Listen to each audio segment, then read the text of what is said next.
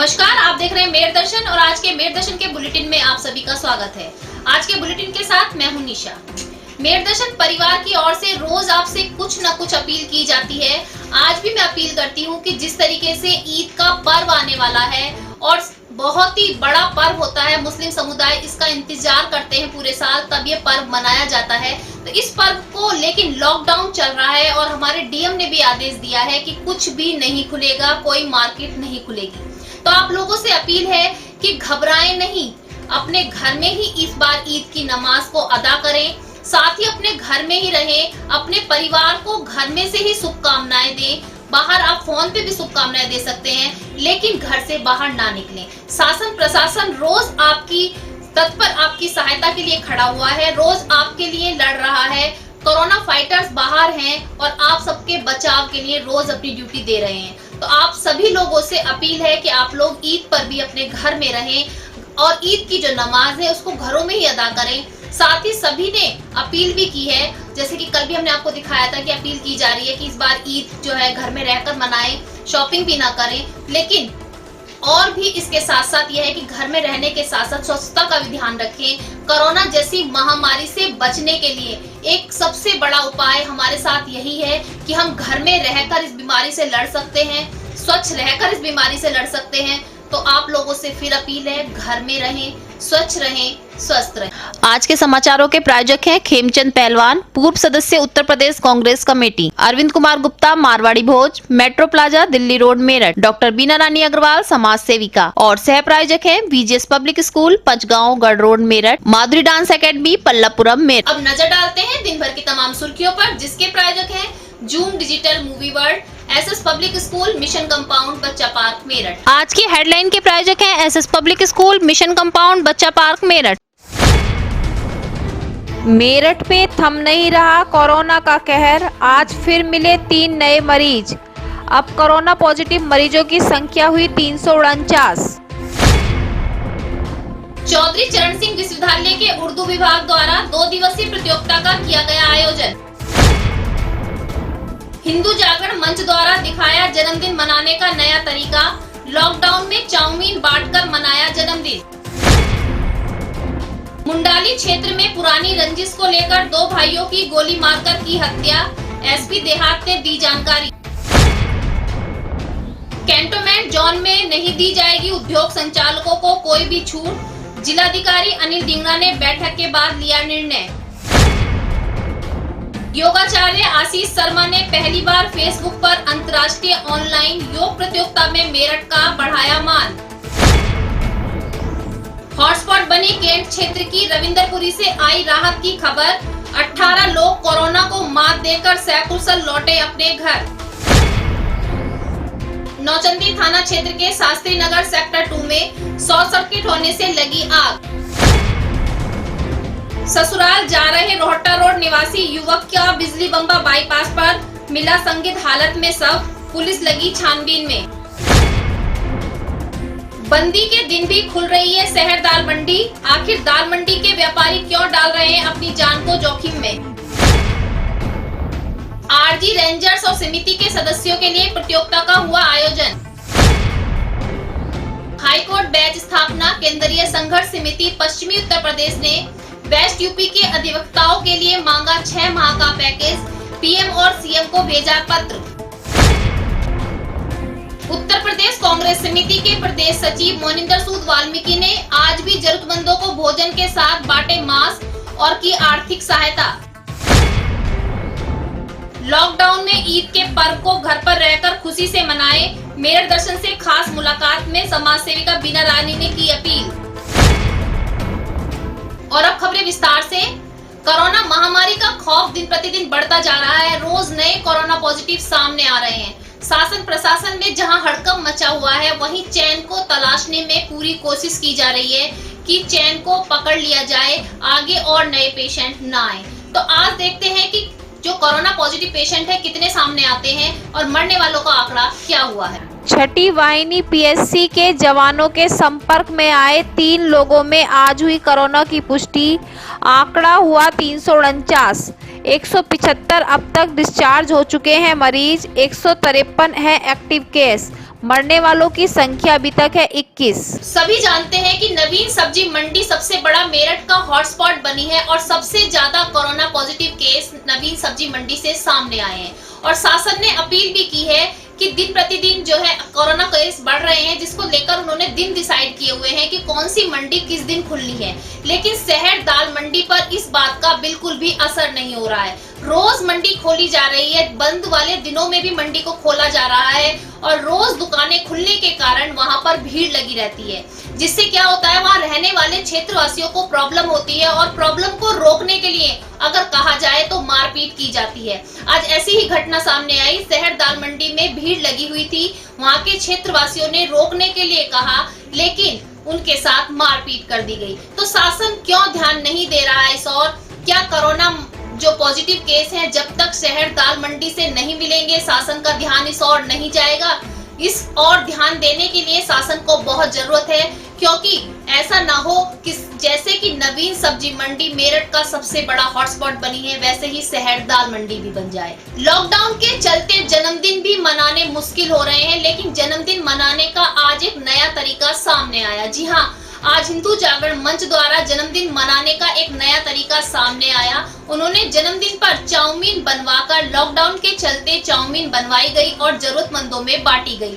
तो ये भी एक नई मिसाल है कि जन्मदिन में जैसे कि हम लोग आम दिनों में केक काटते थे या केक काटकर बर्थडे मनाया जाता था, लेकिन आज चाउमीन बांटकर बर्थडे को मनाया गया। लॉकडाउन के चलते जहां सभी अपने घरों में कैद हैं और अपने आप को कोरोना बीमारी से बचाने में लगे हैं, लेकिन रोज आत्महत्या और मर्डर की घटनाएं सामने आ रही हैं। कल भी हमने आपको एक घटना दिखाई थी कि मर्डर कर दिया गया है। आज भी मुंडाली क्षेत्र से एक ऐसी ही घटना सामने आई कि दो भाइयों की पुरानी रंजिश के चलते गोली मारकर हत्या कर दी गई। मैं बताती हूँ आपको मामला क्या था कि पुरानी रंजिश चली आ रही थी, जिसके कारण दोनों भाइयों को गोली मार दी गई। क्या जान इतनी सस्ती हो गई है कि कोई भी गोली मारकर हत्या कर सकता है? पुरानी रंजिशें क्या आराम से बैठकर सुलझाई नहीं जा सकती थी? नहीं, लेकिन आजकल अपना आपा खो देते हैं, जिसके कारण से गलत कदम उठा लिए जाते हैं और बाद में पछताना होता है। एसपी देहात ने सारी जानकारी दी, तो हम दिखाते हैं आपको पूरी खबर क्या है। देखिए, कल शाम लगभग 8:30 बजे एक सूचना प्राप्त हुई कि थाना मुंडाली क्षेत्र अंतर्गत गांव पड़ता है जिसौरा, वहाँ पर फायरिंग हो रही है और एक व्यक्ति की मृत्यु हो गई है। तत्कालीन पुलिस बल मौके पर पहुंचा। घटना की संवेदनशीलता देखते हुए सभी उच्च अधिकारी, पुलिस महानिरीक्षक महोदय और वरिष्ठ पुलिस अधीक्षक महोदय भी मौके पर पहुंचे। गाँव में काफ़ी तनाव का माहौल था, दो पक्षों के बीच में विवाद हो रहा था। उस विवाद को शांत कराया गया और जब पूरी तफ्तीश की गई तो ये पाया गया कि दिनांक 16/5 को दो युवक पक्षों के बीच में क्रिकेट खेलने को लेकर विवाद हुआ था, जिसका कि गांव के इस अपराध लोगों ने मिलकर समझौता करा दिया था। लेकिन फिर उसी को लेकर एक पक्ष का एक लड़का जब खेत से गन्ना डालकर आ रहा था तो दूसरे पक्ष के लोगों ने उसके साथ मारपीट कर दी। जब इस पक्ष द्वारा उस पर विरोध जताया गया तो जो पूर्व प्रधान का पक्ष है, नियाज अहमद का पक्ष, उसने इन लोगों पर फायरिंग कर दी, जिससे कि अब्दुल खालिद और अब्दुल माजिद दो लोगों की मृत्यु हो गई और एक असद। लॉकडाउन के चलते सभी अपने अपने तरीके से जरूरतमंदों की जरूरत पूरा कर रहे हैं। कोई खाना बांट रहा है, कोई दूध बांट रहा है, कोई फल बांट रहा है। वहीं पर हमने आपको कल भी एक न्यूज दिखाई थी कि उत्तर प्रदेश कांग्रेस कमेटी के प्रदेश सचिव मोनिंदर सूद ने कल भी जरूरतमंदों की सहायता की और पैसे भी बांटे। आज भी मोनिंदर सूद द्वारा जरूरतमंदों को भोजन के साथ साथ मास्क बांटा गया और उनकी जरूरत के लिए पैसे भी दिए गए और उनके द्वारा समझाया भी गया कि कोरोना महामारी से बचने के लिए आप मास्क का यूज करें। आप बाहर जब भी निकले मास्क लगा कर निकले। दे देना, खाना दे दिया, खाना तो आएगा, मास्क दे दो,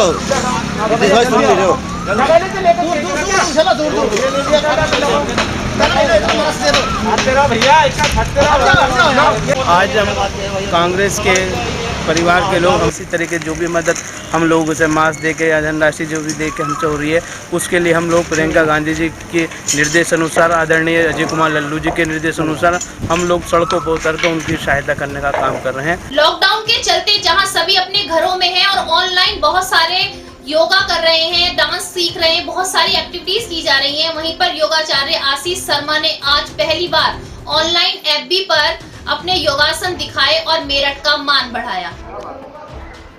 ये बहुत बढ़िया, ये देख लीजिए रबड़ नीति। आज हमारे मेयर दर्शन के स्टूडियो में हमने आज समाज सेविका बीना रानी अग्रवाल से बात की और जाना कि किस तरीके से वो जरूरतमंदों की जरूरतों को पूरा करती हैं। साथ ही उन्होंने अपील भी की कि इस बार ईद के पर्व को घर में रहकर ही मनाएं। तो आपसे मिलवाते हैं हम समाज सेविका बीना रानी अग्रवाल को। नमस्कार, आज के मेयर दर्शन के बुलेटिन में आप सभी का स्वागत है और आज मेयर दर्शन के स्टूडियो में भी आप सभी का स्वागत है। आज हम आपकी मुलाकात करवाएंगे एक ऐसी मेरठ की जानी मानी समाज सेविका से जिनका नाम बीना रानी अग्रवाल है और वो समय समय पर जरूरतमंदों की जरूरत को पूरा भी करती रहती हैं। हर तरीके से जरूरतमंद की जरूरतों को पूरा करने के लिए वो आगे आती हैं और आज हम उनसे बात करते हैं और जानते हैं कि जिस तरीके से ईद आने वाली है तो उन्होंने क्या सोचा है और ईद के पर्व पर वो हमारे मुस्लिम समुदाय के लिए क्या अपील करना चाहेंगी, क्या संदेश देना चाहेंगी। तो मैम, आपका स्वागत है आज हमारे स्टूडियो में। तो आप जैसे कि समाज सेविका हैं, हमने सुना है बहुत जरूरतमंदों की जरूरतों को भी पूरा करती हैं, तो किस तरीके से आप जरूरतमंदों की जरूरतों को पूरा करती हैं? मेरे पास कोई आता है तो ऐसा नहीं कि मैं कोई उसको सामान ही दूँ, मैं उसको कुछ भी देके उसकी वो पूरी करती हूँ कि ये जो दिया जाता है, जो उसकी सेवा की जाती है तो गुप्तचर भी की जाती है सबको दिखाने के बाद। ऐसा नहीं है कि मैं कोई सामान दे रही हूँ तो पहले मैं फोटो खिंचवाऊँ कि मैं कुछ करूँ, मैं दिखाऊँ, ऐसा कुछ नहीं है। मैं उसकी चुपचाप गुपचुप वो कर देती हूँ, दान कर देती हूँ, उसको जो भी उसकी समस्या मदद कर देती हूँ। तो जैसा मैम इस बार ईद आ रही है और ईद जैसा कि सभी जानते हैं लॉकडाउन लगा हुआ है और लॉकडाउन में हमारे डीएम ने भी आदेश दे दिया है कि मेरठ में कुछ भी चीजें नहीं खुलेंगी।